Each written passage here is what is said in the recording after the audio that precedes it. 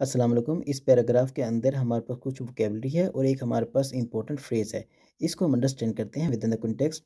According to APP, ये कोई शायद न्यूज़ एजेंसी होगी। With respect to the Palestinian issue. देखें, अब according to this news agency, अब यहाँ पर है विद रिस्पेक्ट टू, ये हमारे पास फ्रेज है, बहुत इंपॉर्टेंट है, इसको आप अंडरस्टैंड करें। With respect to is use to indicate a relation और रेफरेंस टू समथिंग। अब यहाँ पर किस चीज़ का रेफरेंस यूज़ किया जा रहा है? फ़लस्तीनियन इशू का जो रेफरेंस है उस हवाले से बात की जा रही है। यानी कि विद रिस्पेक्ट की जगह एक और हमारे पास फ्रेज है इन कनेक्शन विद, उसको भी हम यूज़ कर सकते थे। देखिए, न्यूज़पेपर के अंदर विद रिस्पेक्ट टू और इन कनेक्शन विद, इन दोनों फ्रेजेस का बहुत ज़्यादा ज़्यादा यूज़ होता है।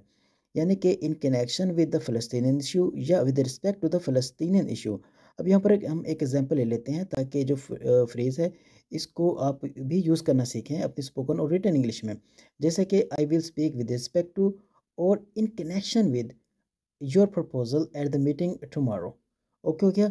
अगर हम इसको विद रिस्पेक्ट टू जो पूरा फ्रेज है इसको हम एक वर्ड है हमारे पास वोकेबलरी का रिगार्डिंग, उसको भी यूज़ कर सकते हैं, यानी कि regarding the Palestinian issue.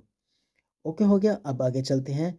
The foreign office spokesperson reaffirmed, यानी कि दोबारा तस्दीक कर दी किस चीज़ की? पाकिस्तान की जो सपोर्ट है ना उसकी दोबारा तस्दीक कर रहा है फॉरेन ऑफिस फॉर फ़लस्तीनियन के लिए इन द टाइम, उनका जो टाइम है ना ऑफ ग्रेट ऑर्डील और ट्रॉमा।